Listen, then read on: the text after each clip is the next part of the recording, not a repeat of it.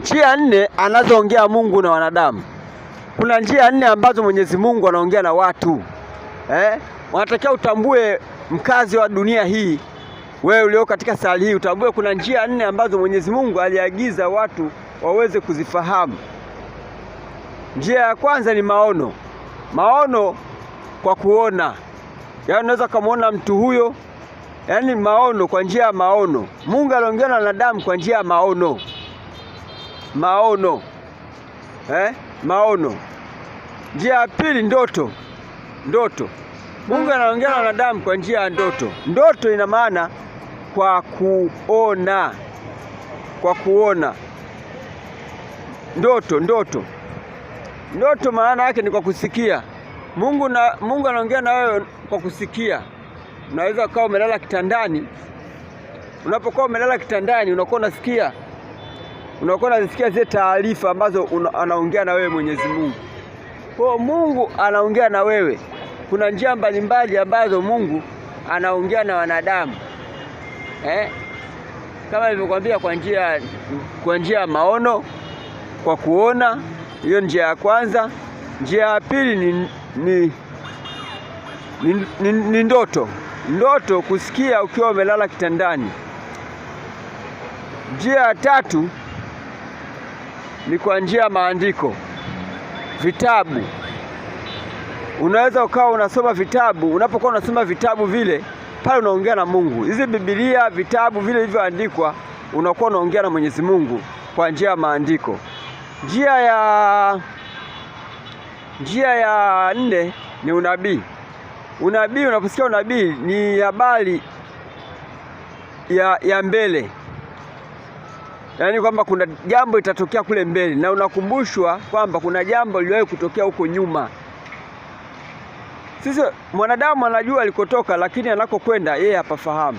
Kwa Mungu anapokuelekeza kwa njia ya maono, njia ya unabii, ana maana kwa yale ambayo yaliyoko kule mbele.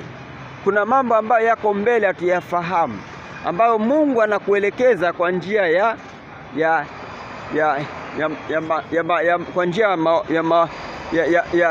ya unabii. Kwa unabii ni kusikia jambo ambalo hujaliona. Hilo linaitwa imani.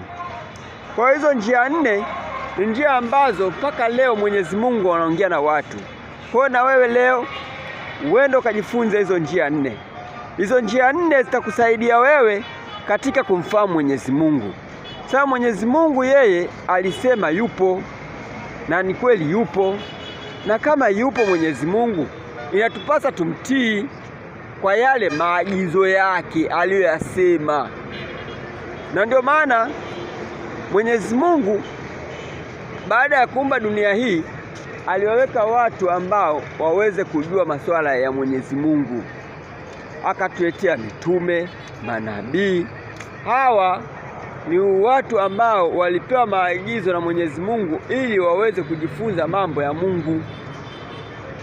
Na ndio maana Mwenyezi Mungu anapoongea na wewe, maana yake ni kwamba wewe unatakiwa na wewe ujifunze haya mambo ya Mungu kwa kupitia vitabu, au anapokuwa umelala kule kitandani. Sababu unapokuwa umelala kitandani unakuwa usikii. Sasa Mungu anapokuwa umelala kitandani anakuja kuongea na wewe katika njia wewe usioijua, lakini anakuona kwa umelala kitandani, lakini anakuelekeza ili wewe uweze kufanya nini? Uweze kufahamu haya masuala ya Mwenyezi Mungu. Kwa Mungu anapoongea na wewe, anaongea na wewe katika hizo njia. Hizi njia ziweze kukusaidia wewe uweze kufahamu masuala hayo ya huyo Mungu ambao tunamtazamia kumuona. Kwa hiyo Mungu anaongea na wewe. Unaposema Mungu aongee na mimi, si kweli. Mungu anaongea na wewe. Ndio maana nimekwambia kwamba unapokuwa umelala kitandani, Mungu anaongea na wewe. Unaposoma vitabu, Mungu anaongea na wewe. Unapokuwa unabii, unaambia mambo yaliyopita na mambo yajayo, Mungu anaongea. Kwa hiyo nimekushauri hivyo kwamba ujifunze. Usiseme kwamba mimi Mungu siongee. Kwa hiyo watu wote leo katika dunia hii, ikiwa ni rais, umepata ndoto rais, itafakari hizo tena. Mungu mara nyingi sana lazima ongee na viongozi wa ngazi za juu Angalia ni staili gani ambayo Mungu anaongea na wewe. Kama Mungu anaongea na wewe katika hali ya ndoto, fuatilia. Kama Mungu anaongea na wewe katika hali ya maono, kwa kusikia, unaweza kuwa ni rahisi kumsikia Pastor Makerubi ananguruma ukayachuja anayosema ni yenyewe, fuatilia. Na pia kama unasikia chochote ambacho Mungu unatakiwa kufuatilia, unatakiwa ufuatilie, kwa sababu Mungu huwa ana tabia za kuongea na wanadamu.